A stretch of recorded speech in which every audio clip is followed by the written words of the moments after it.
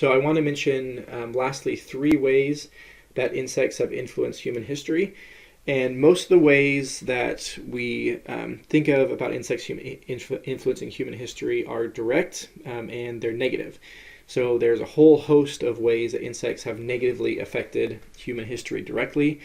But I want to point out that there's some ways they've directly influenced human history positively, and most of the positive ways that insects have and do affect us is indirectly. So they are important decomposers and pollinators and vital to food webs. And all those 3 things are incredibly positive benefits, but they only benefit humans indirectly.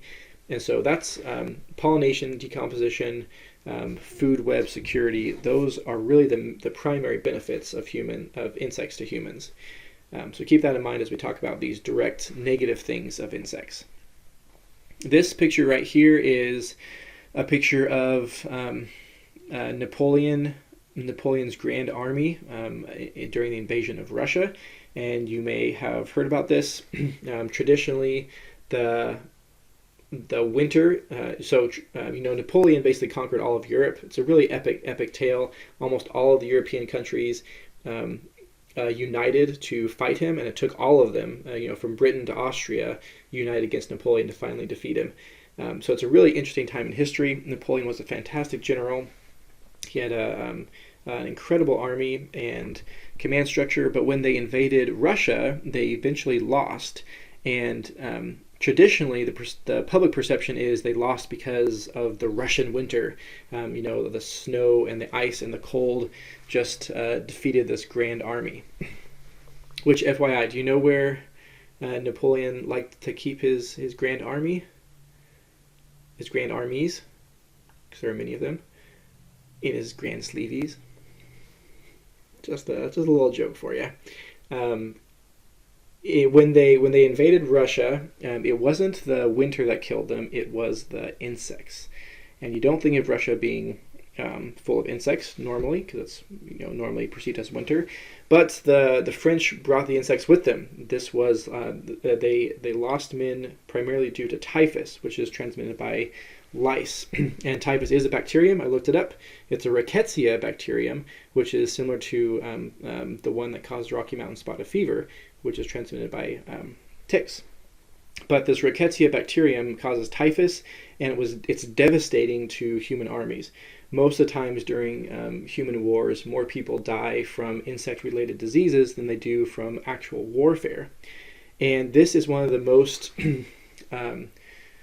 most obvious examples from Earth's history. So this is a famous chart, a graph that depicts the relative size of Napoleon's army as they marched into Russia, into Moscow, and then back out. So the width here of this brown and these black lines denotes the size of Napoleon's army.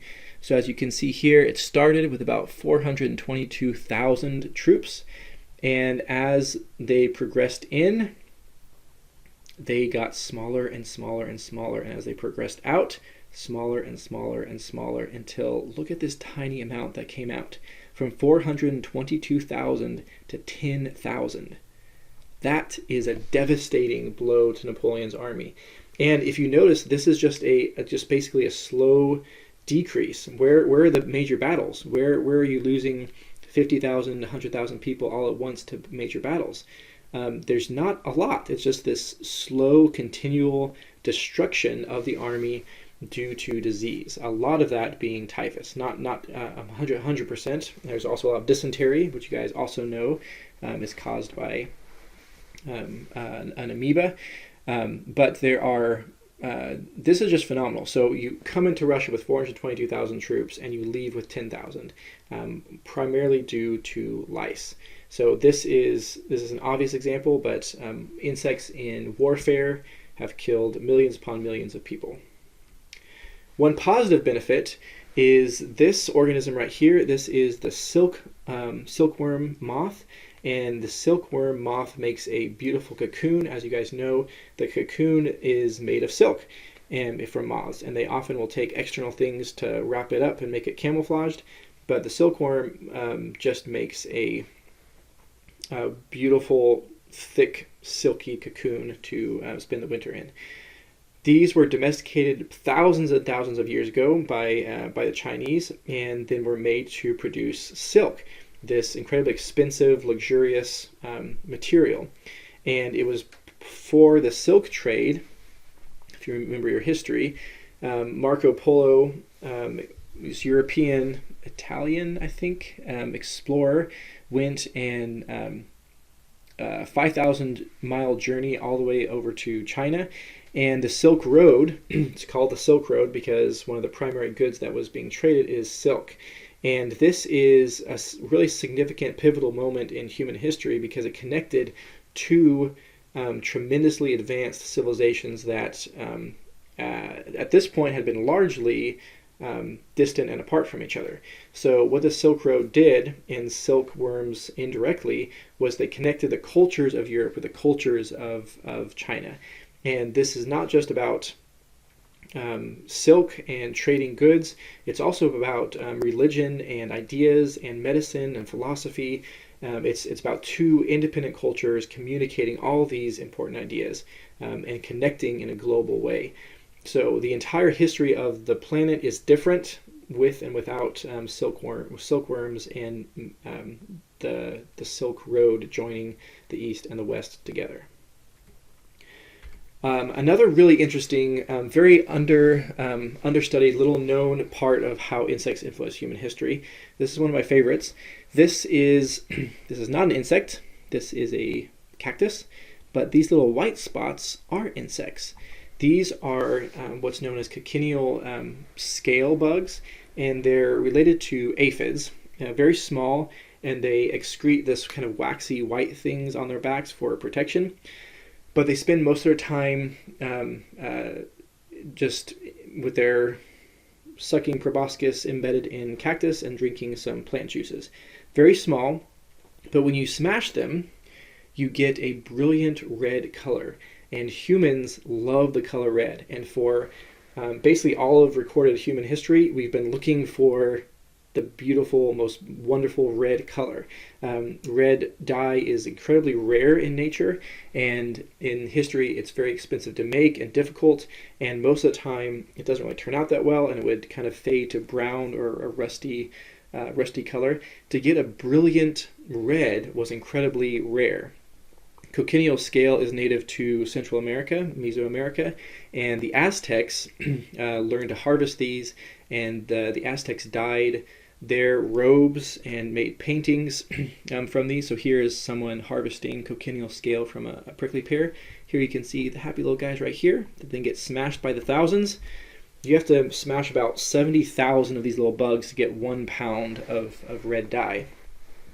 But when the Spanish and Portuguese and eventually the French and the English, the Spanish conquistadors came to the New World, they saw red color that they had never seen before.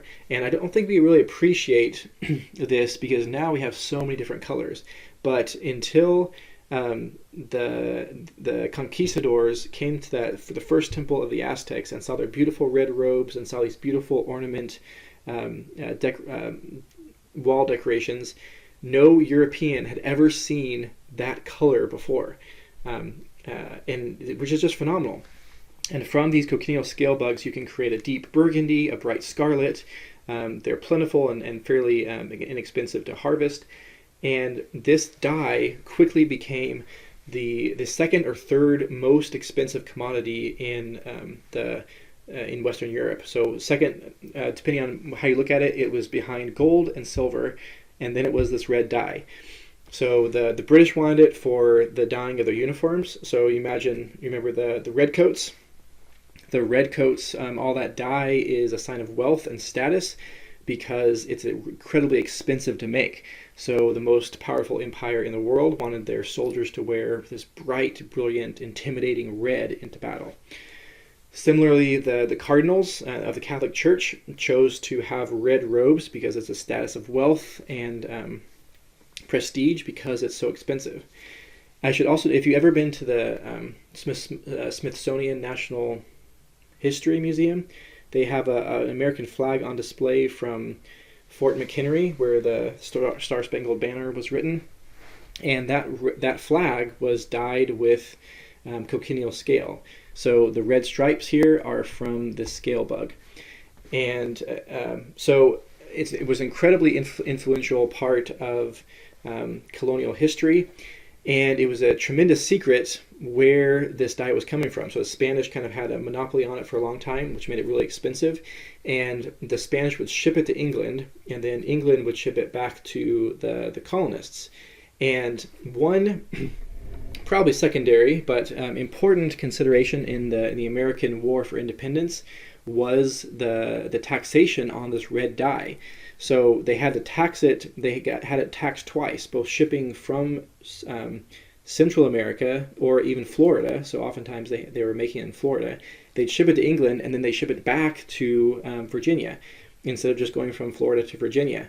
And the colonists did not want to be taxed twice for this very expensive red dye, and especially without representation in the British Parliament. And so they fought a war over it, and that started the first American Republic. So this, not by itself, of course, but it was an influencing factor in among a whole lot of factors in the instigation of the American War for Independence. And that changed a whole lot of human history. As you may recall, Dr. Mastronomer's quarters have been broken into and 3 items were stolen: navigational charts, a logbook from her time in school, and, almost most tragically, a carton of exquisite ice cream. And so Master Sergeant Rush has been interviewing everybody and checking alibis, checking motivations, just looking for any suspicious activity. And he was giving me the results of that during our interview, because he trusts me. He doesn't think I did it, so we're pretty close. And he was telling me that everybody has an alibi. So every member of the crew has at least one other member of the crew saying, "Nope, they were with me at the time of the break-ins. There's no chance." Everybody that is, except our biochemist, Dr. J. Corticeras. He has no alibi, and during the interview, he was fidgety and anxious, and so just imagine someone acting like really suspicious, like maybe somebody who did something wrong and they don't want to be found out, just acting really suspicious. He was acting just like that, and so Master Sergeant Rush, that's his top suspect at this point, our biochemist, Dr. J. Corticeras. And we don't know about motivation. Right now he's just acting suspicious, and he's the only one without an alibi.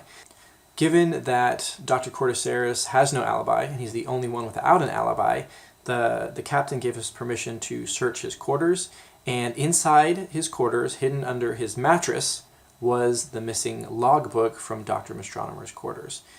Caught in the act. Well, not red-handed, but the evidence is pretty strong that he's the one who took it. Even still, he denied that he took it, and he denied that he ever broke in. He vehemently denied that he committed any murders. But all the evidence points to him as a suspect. So right now, he's our prime suspect, and he will be put on trial, a little crew tribunal, and we'll get to the bottom of this quickly.